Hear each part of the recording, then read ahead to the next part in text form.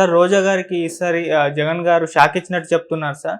So ticket ఇవ్వలేదు, పెద్దిరెడ్డి గారు గట్టిగా అడ్డుపడ్డారు అన్న వార్తలైతే బయటకొస్తున్నాయి. మరి దీంట్లో నిజం ఎంతుందంటారు సార్? ఇప్పుడు 2 లిస్టులు ఆల్రెడీ అయింది. ఫస్ట్ 11 మంది, తర్వాత 27 మంది. ఇప్పుడు మళ్ళీ ఇంకొక లిస్టు బయటికి రాబోతుందని చెప్తున్నారు. సో ఈ లిస్టు కానీ ఈ లిస్టులో ఆల్రెడీ లీక్ అయిందనేది కొంత వార్త వస్తుంది. ఈ లిస్టులో రోజాకి ముఖ్యంగా టికెట్ లేదు, రిజెక్ట్ చేశారని చెప్తున్నారు. అయితే రోజా బదులుగా అక్కడ ఎవరిని పెడతారనేది ఇంకా క్లారిటీ రాలేదు. ఒకటేమో ముందు కృష్ణనాయుడు రెండో కొడుకు జగదీష్ వైసీపీలో చేరి ఆ టికెట్ నాకు ఇవ్వండి, నేను మా అన్నను ఓడిస్తాను అని చెప్తున్నాడు. ఎందుకంటే లాస్ట్ టైము రోజా భానుప్రకాష్ మీద దాదాపు 2708 అంటే వెరీ మైనర్ మెజారిటీ అనమాట. చాలా తక్కువ మెజారిటీతో ఆమె గెలిచింది. అంతకుముందు కూడా 2014లో ముద్దు కృష్ణనాయుడు మీద కూడా 858 ఓట్ల మెజారిటీతోనే గెలిచింది. అంతే, చాలా ఆమెమి మంచి మార్జిన్తో గెలవలేదు. 2 సార్లు ఓడిపోయింది, ఒకసారి నగిరి, ఒకసారి చంద్రగిరి. దాని తర్వాత అంటే 2004లో నగిరి, 2009లో చంద్రగిరిలో 2 సార్లు ఓడిపోయింది. 2 సార్లు గెలిచింది, కానీ ఆ గెలిచిన మెజారిటీ ఏమి గొప్పగా లేదు. ఒకటి 858 ఓట్లు, రెండోది 2708 ఓట్లు. దీనికి కారణం ఏంటంటే, అది కూడా ఆ గెలుపుకి కూడా కారణం ఏంటంటే, ముద్దు కృష్ణనాయుడికి 2 కొడుకులు, భానుప్రకాష్, జగదీష్. భానుప్రకాష్ ఒకవైపు, జగదీష్ వాళ్ళ మదర్ ఒకవైపు అని చెప్తున్నారు. సో అందువల్ల కూడా భానుప్రకాష్ ఓడిపోవడానికి కారణమని. ఇప్పుడు అదే జగదీష్ నాకివ్వండి, నేను ఈసారి గెలిచి చూపిస్తాను నగర్లో అని చెప్తున్నాడని అంటున్నారు. సో మేజర్గా రోజాకి అనుకూలతలు ఏంటి, ప్రతికూలతలు ఏంటని చూసినప్పుడు, ముందుగా ప్రతికూలతలు చూసినప్పుడు ప్రధానంగా అక్కడ పెద్దిరెడ్డి రామచంద్రారెడ్డికి రోజాకి మధ్య పడట్లేదనేది ప్రధానంగా అందరూ కూడా గత కొంతకాలం నుంచి చెబుతున్నారు. పెద్దిరెడ్డి రామచంద్రారెడ్డి చిత్తూరు జిల్లా కోఆర్డినేటరు వైసీపీకి. సో తన వర్గం ఒకటి నగరి నియోజకవర్గంలో ఉంది. ముఖ్యంగా నగరి మున్సిపల్ మాజీ చైర్మన్ శాంతి, వాళ్ళ హస్బెండ్ ఆయన ఈడిగా కార్పొరేషన్ చైర్మన్ కేజీ కుమార్ అంటారు. వీళ్ళిద్దరూ చాలా స్ట్రాంగ్గా రోజాకి అపోజిషన్. ఆ మధ్య జగన్ వెళ్ళినప్పుడు కూడా నగరి నియోజకవర్గానికి ఇద్దరికి షేక్ హ్యాండ్ ఇచ్చి కల్పించాడు, కానీ వాళ్ళిద్దరూ పెద్దగా ఇంట్రెస్ట్గా ఏమి లేరు. ఏదో జగన్ చెప్పాడు కాబట్టి కలుసుకున్నారు, కానీ షేక్ హ్యాండ్ ఇచ్చుకున్నారు. కానీ ముఖ్యంగా ఆమె శాంతి అనే ఆవిడ చాలా గట్టిగా అపోజ్ చేస్తుంది. ఇక ధర్మకర్తల మండలి చైర్మన్ ఉన్నాడు చక్రపాణి, ఆయన మా ఊరు పక్క ఊరు కొప్పేడు అనేసి. సో ఈయన రెడ్డివారి చంగారెడ్డి వాళ్ళ బంధువు చక్రపాణి రెడ్డి. సో తను కూడా గట్టిగా రోజాను వ్యతిరేకిస్తున్నాడు అంటున్నారు.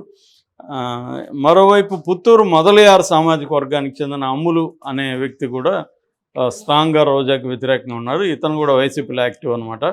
ఇక ఉడమాలపేట జడ్పీటీసీ చైర్మన్ మురళీరెడ్డి, ఇతను అగైన్స్ట్గా ఉన్నాడు.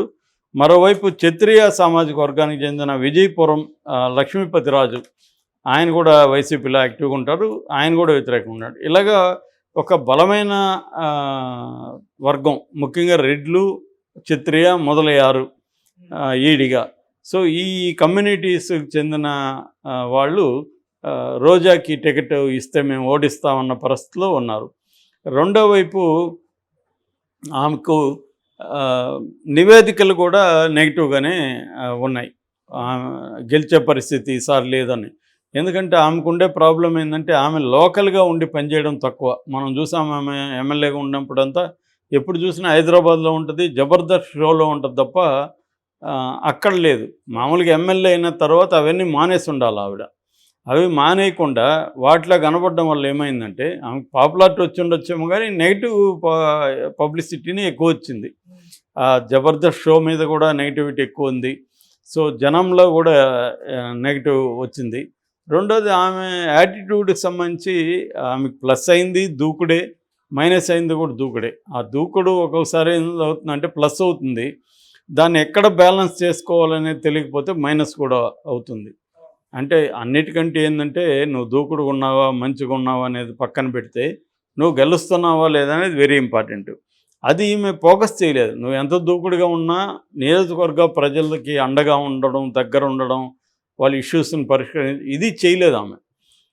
అది చేయకుండా స్టేట్ వైడ్ పాపులారిటీ ఉండొచ్చు. స్టేట్ వైడ్ తెలుగుదేశం శ్రేణుల్ని నాయకత్వాన్ని, ఇటు జనసేన నాయకత్వాన్ని చాలా స్ట్రాంగ్గా ఆమె విమర్శించవచ్చు. అదంతా కూడా మైలేజ్ ఆమెకు వచ్చుండొచ్చు. కానీ అది ఎప్పుడైనా కూడా నీ నియోజకవర్గంలో నీ ప్రజలకు నువ్వు అందుబాటులో ఉండడం అనేది అవసరం. ఇప్పుడు బాలకృష్ణనే చూస్తున్నాం. అతను ఎంత ఇది ఉన్నా కూడా కుదిరినప్పుడంతా వెళ్ళిపోతున్నాడు. తన నిధులు పెట్టి అక్కడ డెవలప్ చేస్తున్నాడు. అతనికి ఎంత కరిస్మా ఉండొచ్చు. ఒక హీరోగా ఆయనకి అక్కడ విపరీతమైన పాపులారిటీ ఉండొచ్చు. అయినప్పటికీ కూడా అతను చెమట వచ్చి వెళ్తున్నాడు. సో ఇది ఈమెతో ఈ ప్రాబ్లం ఉంది. ఇప్పుడు ఎన్నికలప్పుడు ఆమె ఉంటుంది కానీ అంతకుముందు మినిస్టర్ అయ్యే వరకు కూడా ఆమె ఎప్పుడు చూసినా ఈ టీవీ షోలు వీటిలో బిజీగా ఉండడం, హైదరాబాద్లో ఉండడం. అది వాళ్ళ హస్బెండ్ మాత్రం అక్కడ ఉండడం. అది కూడా ఆ మాత్రం గెలవగలిగిందంటే వాళ్ళ హస్బెండ్ ఆర్కే సెల్వం అని చెప్తారు చాలామంది. ఎందుకంటే ఆయన అక్కడ పద్మశాలి సామాజిక వర్గం, నగిరి చుట్టూ కూడా పద్మశాలీలు ఎక్కువ ఉంటారు. సో ఈయన కూడా పైగా తమిళోడు, చెంగల్పట్టు జిల్లా అయింది. అక్కడ కూడా తమిళియన్స్ ఎక్కువ. ఈ పద్మశాలి వీళ్ళంతా ఈ కమ్యూనిటీ కూడా తమిళ్ మాట్లాడతారు వాళ్ళు. సో తమిళ బార్డర్ అది. సో తమిళ బార్డర్ కాబట్టి ఆ కమ్యూనిటీలో ఉన్న వాళ్ళు ఈయనతో కనెక్ట్ అవ్వడం, ఈయన కూడా ప్రజలకు అందుబాటులో ఉండి పనిచేయించడం, దీనివల్ల హస్బెండ్ ఈమెకి ప్లస్ అయ్యాడు. ఎంత అయినప్పుడు కూడా ఎప్పుడైనా కూడా ఎమ్మెల్యే ఎవరు ఉంటారో వాళ్ళు అందుబాటులో ఉండడం అనేది, ఎందుకంటే డెసిషన్స్ వాళ్ళు తీసుకోగలరు. ఈయన ఏమన్నా ఉంటే మళ్ళీ ఆమె దృష్టికి తీసుకెళ్ళాలా, ఆమె ద్వారానే కదా చేయించాలి. సో ఈ ప్రాబ్లమ్స్ ఆమెకి ఉంది.